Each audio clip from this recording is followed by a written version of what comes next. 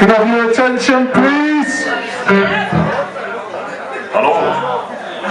Hello. Apologies. No, not apologies. Thank you for bearing with me. There's four things that I really need to say here, and communication is a little bit different for me at the moment, so I need to just kind of set the scene, if that's okay. You all know I'm not a speech maker or a presenter, so don't get excited. I'm more of a conversationalist. But I'm working at a different capacity at the moment. Most of you know very clearly that none of that happened up here before, but I have to be really honest, there's kind of a bit less now. So I don't have a great hearing. My balance is a little bit dodgy. We've got like queues of DPD drivers trying to do stand and stair lifts on the lawn at the moment, so we're holding those off. Balance, yeah, everything's a bit off. The big deal for tonight probably, oh, and things are wonky, so I might go to shake hands with you and I may just grab a boob. Yeah, I'm 60, pick it up, let me go with it. The other things for tonight that you need to know about, really, there's four things. I'm a crap presenter, so let me just pace you in so you don't try and escape, please. The first is about this. I'm working under different conditions. There's not a face in here I don't fucking love. This is the best thing that could be happening for me, thank you. So, the fact that I can't say hello and give you all a hug is uncomfortable to me. My voice is working at the moment like a balloon. It has a level of capacity, so I'm just going with it and letting it fill back up.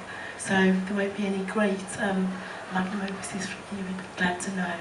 And the very personal bit, people here who all know me very well know my obsessive compulsive disorder is about personal hygiene and having what's been beautifully described as a rotting mass in the back of my throat isn't really making me die for the hugs.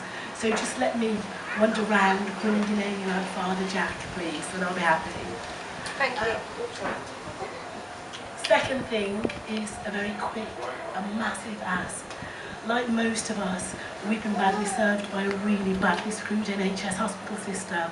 We've been asking, begging for clinical help for 30 months, and Mal and my poor kids have trusted me completely to just instinctively try and lead them through the madness, and I can't give them enough kudos.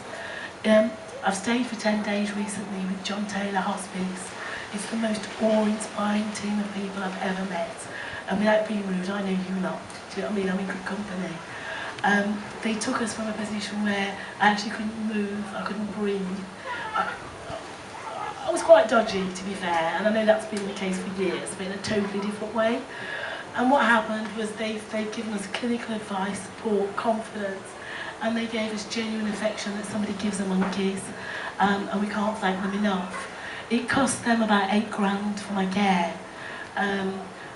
We all know nobody's got money. We all know we're bloody genius. We can find really quick ways of putting that money back into them if we could.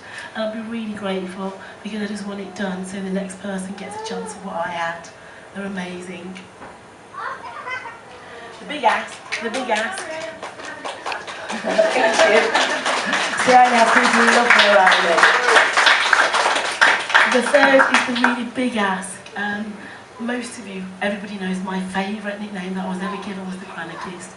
I love being a Granarchist, although just lately the Grim Reaper is kind of sneaking up the charts, which I like too. And Granarchy for me is we sort out our own, and everybody's our own. We don't believe people who are telling us they're sorting out our shit, because these are our kids. And when I look around here and I just think, look how lucky my life is. This is my tribe, and hopefully we've got another generation here. I saw Alfie, I've seen Eva, there's loads here. Pop, there's loads here, the next generation. And I think we've started something that could do a couple more generations if we give it a go. So what I'm hoping is that we create opportunities so any of our lot, and by our lot I mean anybody, knows that there's a place, that they're not really crappy. Anybody who knows me knows I'm going to say actually that I guess this must be the place. So let's do that. So if we can keep that going, I'm really happy. And really drag my kids into it. They're quite antisocial.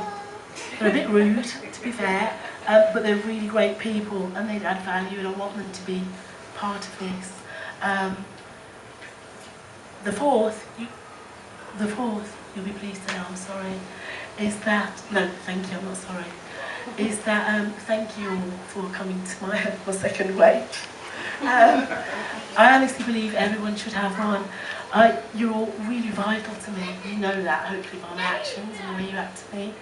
And being without you has been quite traumatic for me, but not nearly as much as for one of the kids who've had to kind of manage the madness. I don't have the capacity to speak to you all in the way that I want to. I don't have the capacity to find out about your lives. I can't even WhatsApp because my eyes are wonky and you have to read things like Inspector Clouseau, but it's quite entertaining, apparently.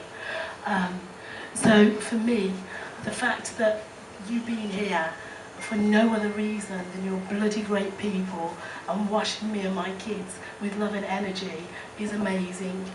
And I know some of you don't like me and you're pissed heads and it's a Saturday and it's a great gig. I'm good with that too, I'll take it. But it gives us energy for the next steps. And in terms of the next steps, some of the punks here have done something today for me that makes me know my kids are looked after. I am free as a fucking bird, people. So just know that. And if I live till the 10th of December 2027, I've officially beaten the system. So if anybody's fancying eyeing up the hot saxophonist, I'd just back off a little bit longer because thank you very much. Thank you, Carol.